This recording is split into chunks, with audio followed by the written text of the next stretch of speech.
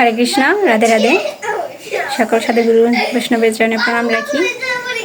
আশা করি জগন্নাথ একেবারে সবাই ভালো আছেন। তো প্রভু সবাইকে ভালো রাখুক, সুস্থ রাখুক। তো আমিও জগন্নাথ পুষ্প আপনাদের আশীর্বাদে ভালো আছি। তো রেডি হয়ে আপনাদের সামনে এসেছি, সকালের কোনো কর্মব্যস্ততা নিয়ে নয়। তো আজকে ব্লগটি এখান থেকে শুরু করছি। এখন ইস্কন মন্দিরে যাব।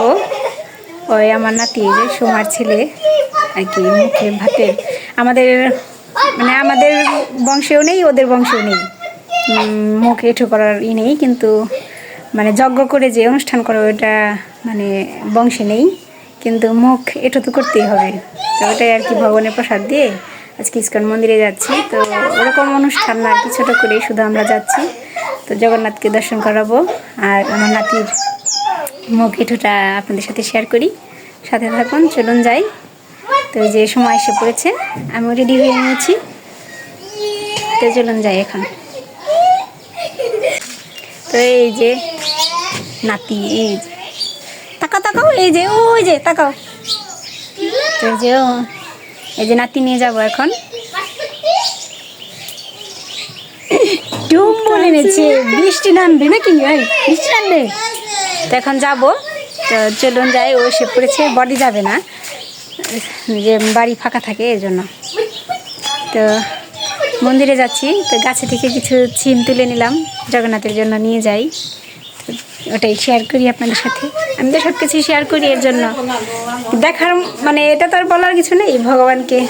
তো মন থেকে আর কি ইচ্ছা হলো যে গাছে ছিম আছে, তো জগন্নাথকে দিয়েই সেবা নেই। আমি তো কয়েকদিন দিয়েছি গোপালকে, গৌরহরিকে। তো এই যে সব কিছু দুধ নিয়ে যাচ্ছি, কয়েক বোতল দুধ নিয়ে যাচ্ছি। আর যে গাছের ছিম, টাটকা পেঁপে, আর কিছু আলু নিয়ে যাচ্ছি। আর যে বাড়ির চাল, আতপ চাল, এবং ব্যাগে ভরে নেই। ব্যাগের মধ্যে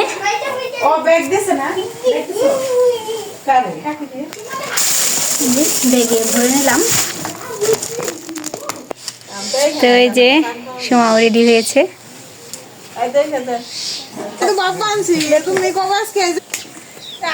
এই যে সোমা আর যে আশাদির মেয়ে যাবে আমাদের সাথে। এই যে সৌম, যাও যাও। এই যে হরে কৃষ্ণ বলো। সুন্দর, এদিকে তাকিয়ে বলতে হয় হরে কৃষ্ণ। এই যে ওর ছোট ভাই মুখ হেঁটো করবে, যাও যাও।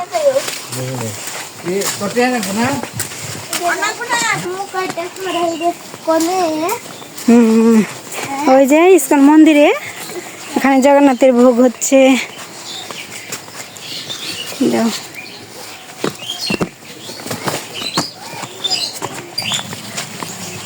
এই যে হাতে ব্যাগ, তো একটু কষ্ট হয়ে যাচ্ছে ভিডিও করতে।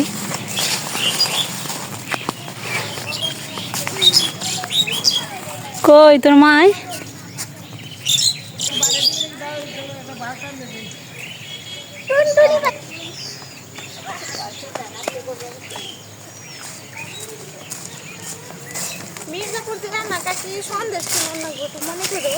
আচ্ছা, এই যে আমরা অটোর জন্য দাঁড়িয়ে আছি। ওই যে অটো আসবে ওখান দিয়ে। তাকিয়ে আছে, কোন দিকে তাকিয়ে আছো তুমি? কোন দিকে? হাসি দাও, হাসি দাও, একটা হাসি দাও।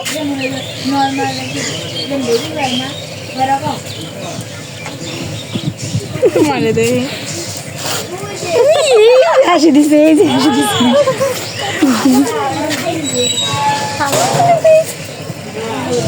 দেখ দেখ দেখ,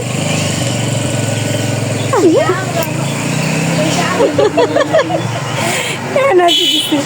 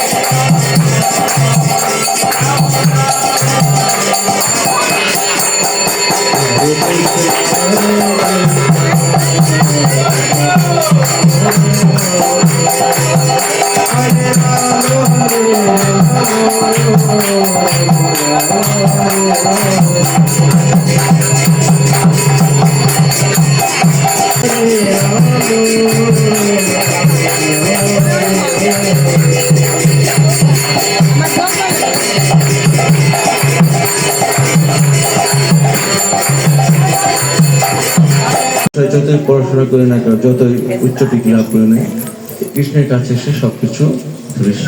আসলে আমরা যদি পারমার্থিক শিক্ষায় শিক্ষিত না হই, তাহলে সমস্ত কিছু ব্যর্থ। এটাই তিনি বোঝাতে চেয়েছেন। অর্থাৎ প্রবাদ তিনি বলতেন, আমি কিচ্ছু জানি না, আমার গুরুদেব যেটা শিখেছে আমি ওইগুলি বলি, আমার নিজের কোনো কথা নাই। হ্যাঁ, আমি নিজে যে একটা লাইন বাড়িয়ে বলবো বা সেটা ভেঙে বলবো, যা সেটা সুন্দর করে তৈরি করতে না, প্রভা যেটা বলেছে সেটাই আমি এসেছি। হ্যাঁ, আমি যখন কাকবাড়ি কানাই বলে মন্দির ছিল, তখন তিনি 2 বার এসেছিলেন। তখন আমার মা বৃদ্ধ হয়নি, তখন মাকে দেখে বলছে বয়স কত, তারা বলছে যে এই 85, আমি 84, 1 বছর কম আছে। তারপর দেখা হলো আমরা আমাদের সেই মায়াপুরে শান্তিনগর পরিক্রমার পরে শান্তিনগর একটা ফেস্টিভ্যাল হয়। তো ওখানে কিছু দিচ্ছে এখানে যে নাকি এসে পরিবেশন না করবে, যে দাঁড়িয়ে থাকবে।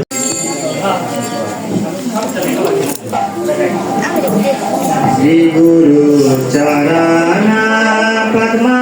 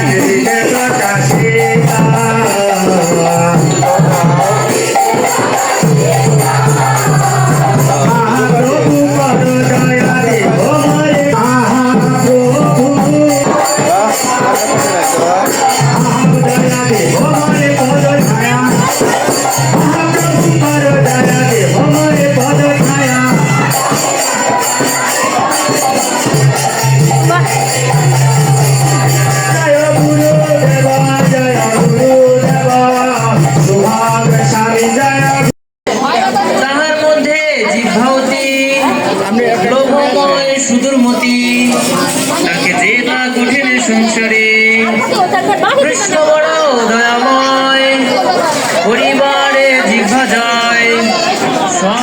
প্রসাদে অন্ন দিল ভাই, সেই প্রসাদ অন্ন অমৃত পাও, রাধা কৃষ্ণ গুণ গাও, প্রেমে রাখো চৈতন্য নিতাই। সবাই দুহাত তুলুন, জয় নিতাই, জয় নিমাই, জয় শ্রীকৃষ্ণ চৈতন্য।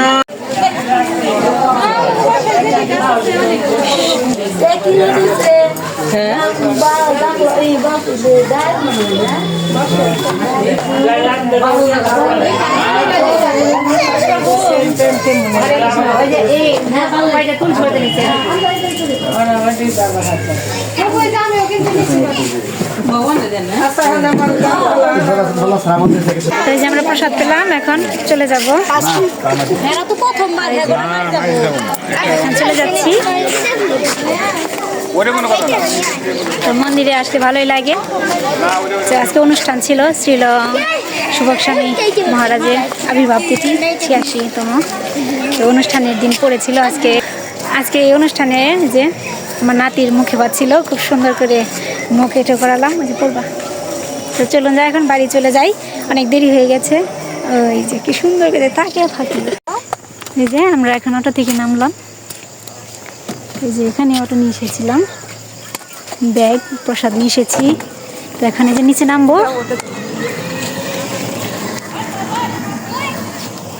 এসে পড়েছি। তো এই যে নাতি প্রসাদ পেয়ে আসলো, তো সোমা একটু প্রসাদ দিয়ে গেল ওর দিদির জন্য, যে কাকিমার জন্য। তো এই যে এখন চলে যাবে। তো আমি এখন স্নান করব, সন্ধ্যা আরতি করব। তো আজকে ভিডিওটি এই পর্যন্তই। সবাই ভালো থাকবেন, সুস্থ থাকবেন। অনেক পরিশ্রান্ত, ওখানে অনেক আনন্দ করলাম ইস্কন মন্দিরে।